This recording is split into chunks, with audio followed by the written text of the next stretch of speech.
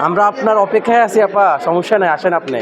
জুতার মালা সাথে আফ্রিকার রশি, যেটা আর কি শাহবাগে আমরা ঝুলাই দেবো আপনাকে। 24-এর ছাত্র জনতার অভ্যুত্থানে শেখ হাসিনার সরকার পতনের দ্বিতীয় বার্ষিকীতে বুধবার চালু হয়েছে তারই সাবেক বাসভবনে জুলাই গণ অভ্যুত্থান স্মৃতি জাদুঘর।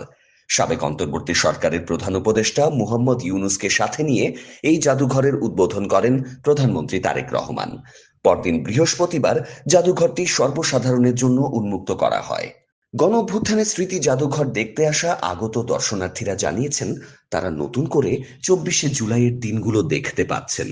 জুলাই স্মৃতি জাদুঘরে স্থান পেয়েছে পিলখানার গণহত্যা, শাপলা ট্র্যাজেডি, 24-এর গণ অভ্যুত্থানের দিনগুলো চিত্র ও গুম খুন সহ বিভিন্ন বিষয়।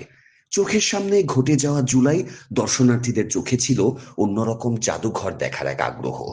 আপনি কই আছেন? আপনাকে তো দীর্ঘ 2 বছর দেখি না আপা। আপনার কাউয়া কাদের এদের ডায়ালগগুলো খুব মিস করতেছি আপা। বলতেছে ডিসেম্বরে আসবে, তো আমরা প্রস্তুত। আমরা যারা জুলাইতে অ্যাক্টিভ ছিলাম তারাও প্রস্তুত ওনাকে রিসিভ করার জন্য। কিভাবে রিসিভ করবেন আসলে? ওনাকে পাশের জন্য যে সরঞ্জামগুলো দরকার, দড়ি, এগুলো নিয়ে আমরা এয়ারপোর্টে যাবো, সমস্যা নেই, আসুক। জুতার মালা সাথে আফ্রিকার রশি, যেটা আর কি শাহবাগে আমরা ঝুলাই দেবো আপনাকে। তাড়াতাড়ি আসেন আপা, ঠিক আছে? হ্যাঁ, আসবে। তবে অনেকেই আশঙ্কা করছেন 1971 সালের যুদ্ধের যে ইতিহাস বিকৃতি করা হয়েছে সেই জায়গা থেকে 2024 সালের জুলাইয়ের প্রকৃত ইতিহাস কতটুকু লেখা থাকবে। আমরা জাতিগত হিসাবে একটা জায়গা থেকে আরেকটা জায়গায় গেলে সবকিছু ভুলে যাই। ইতিহাস বিকৃত হয়ে গেলে তো আমরা আসলে জানবো না কি ঘটেছিল, কিভাবে আমরা এইসব পেয়েছি, স্বাধীনতা কিভাবে আসলো, আবার এগুলো তো জানবো না বিকৃত হয়ে গেলে।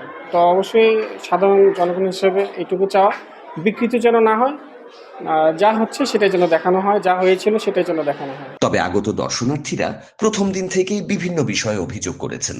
প্রথম ও দ্বিতীয় দিনে দর্শনার্থীদের 50 টাকা নিয়ে 20 টাকার টিকিট দেয়া হয়। তৃতীয় দিনে জাদুঘর প্রদর্শন শেষের কয়েক মিনিট আগ পর্যন্ত টিকিট বিক্রি করা হয়।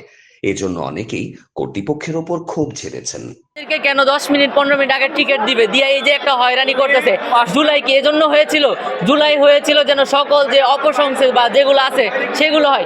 এই যে এরা সবাই মিলে আমাদেরকে কেন 10 মিনিট আগে সবগুলো বাতি বন্ধ করার দরকার ছিল। এই যে মানুষের সাথে ব্যবহার, ভিতরে থাকা গেলে ওরা বাতিগুলো বন্ধ করে দিচ্ছে। এজন্য করেছিলাম যে ওনারা গায়ে হাত দিয়ে কথা বলবে, ওনারা তো গায়ে হাত দিতে পারে না।